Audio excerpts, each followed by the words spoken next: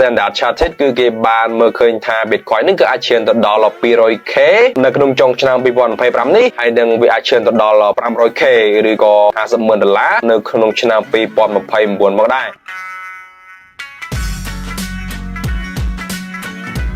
មួយទៀតគឺទៅដល់ជាមួយនឹងការទិញកាក់ Bitcoin ពីខាង GameSpot ដោយ GameSpot គឺបានធ្វើការទិញជាមួយនឹង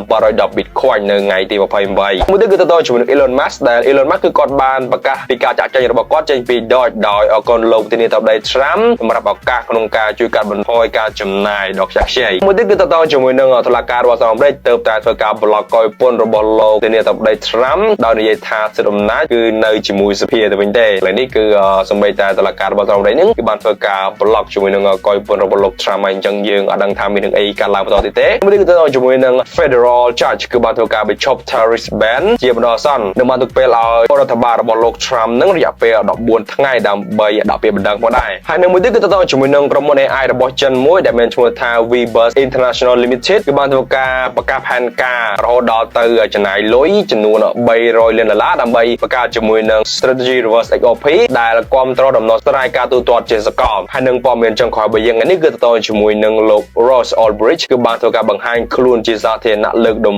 បូងរបស់គាត់នៅលើឆាក Bitcoin នៅក្នុងឆ្នាំ2025នេះអូខេអញ្ចឹងទៅជាមួយនឹងព័ត៌មាន crypto របស់យើងនេះគឺមានតែប៉ុណ្្នឹងទេអញ្ចឹងបើសិនជាមានអ្វីធ្វើការ update បន្តទៀតគឺខ្ញុំនឹងយកមកធ្វើការ update ជូនទៅកាន់អ្នកគ្នាដូចគ្នាយើងជួបគ្នាទៀតនៅវីដេអូក្រោយជាមួយនឹងព័ត៌មានថ្មីបន្តទៀត